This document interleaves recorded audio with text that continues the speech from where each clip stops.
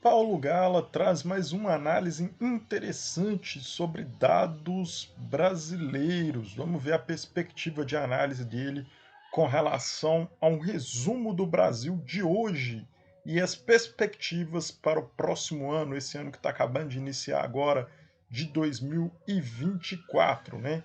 Vamos lá. Ele fala sobre um superávit expressivo. A balança comercial brasileira em 2023 registrou um superávit impressionante de 98 bilhões, um aumento significativo em relação aos 60 bilhões do ano de 2022 no governo anterior de Jair Bolsonaro, né?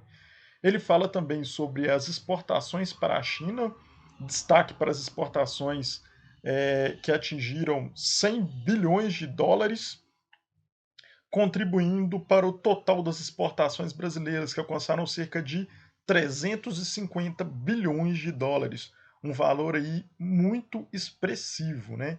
Commodities em foco, a concentração das exportações foi notável, com ênfase em commodities do petróleo.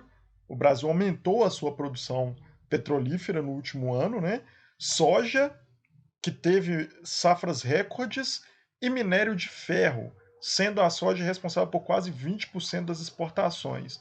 Para esse ano, está previsto uma safra menor do que no ano passado, porque a questão das chuvas e das secas em alguns locais tem atrapalhado a produção. Então, nessa questão da soja, a gente tende a ter uma produção um pouco menor.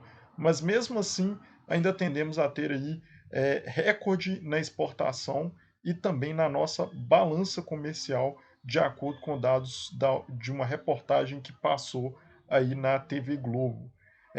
O cenário positivo na economia, a dinâmica, especialmente no setor de commodity, reflete um cenário positivo na economia brasileira, impulsionando o influxo de dólar, algo destacado em comparação com outros países latino-americanos emergentes. O Brasil está atraindo mais dólar, a balança comercial do Brasil está positiva, então ele pode juntar reservas internacionais mais do que outros países emergentes latino-americanos que têm problema nesse fluxo de caixa, vamos dizer assim, tem problemas na reserva de dólar, né? A gente tem um caso emblemático, que é o caso da Argentina.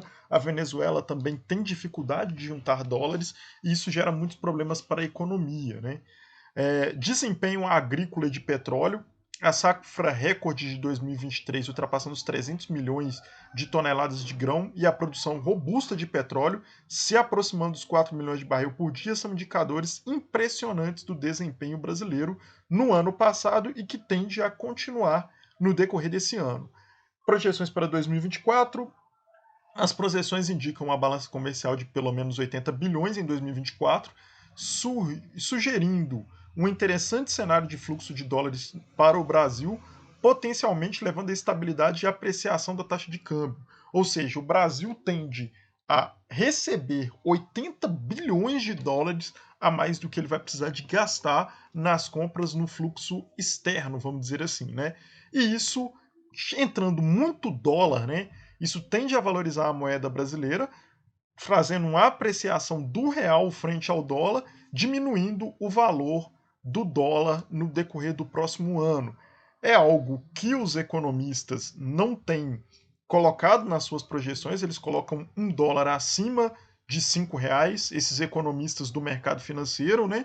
Mas o Paulo Gala, ele que acertou muitas previsões no ano passado, ele coloca uma perspectiva diferente, e eu costumo acreditar mais nessa perspectiva colocada pelo Paulo Gala, de que o dólar ele vai ter uma depreciação frente ao real, né?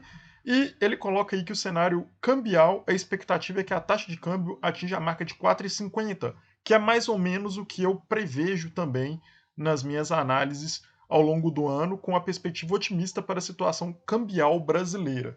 O dólar a 4,50 facilita muito a vida da população brasileira, né? Quanto mais baixo o dólar, melhor é para a população poder adquirir os seus bens, melhor é para o governo conseguir controlar a inflação, já que muitos produtos que são vendidos aqui no Brasil, ele tem uma cotação em dólar, de certa forma. E isso acaba com o dólar alto, né, como chegou no governo Bolsonaro a valores mais altos aí, isso acabou gerando uma inflação maior, inflação essa que pode vir a ser reduzida com o dólar a 4,50, por exemplo, e acredito que pode até chegar mais baixo, dependendo das ações que o governo fizer, esse dólar pode chegar mais baixo e a gente pode ter acesso a bens, inclusive bens industriais como carros, entre outros produtos, a preços mais baixos, o que ajuda aí a situação dos brasileiros que querem adquirir bens duráveis no decorrer dos próximos anos. Né?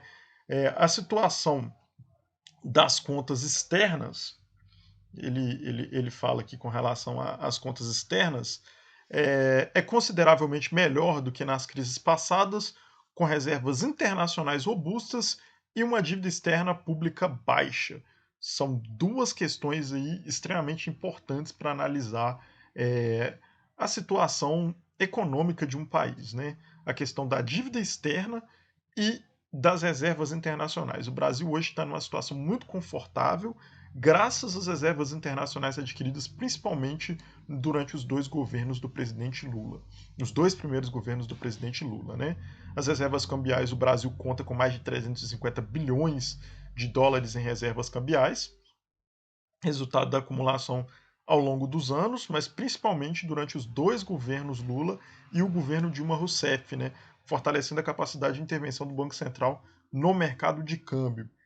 Câmbio real efetivo, ele faz uma análise da taxa de câmbio brasileira, ainda está desvalorizada historicamente, mas a tendência é que ganhe valor nos próximos anos conforme a economia se fortalece.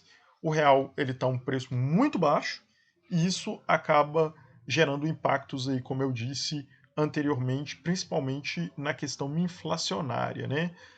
Ele coloca alguns desafios que persistem, né?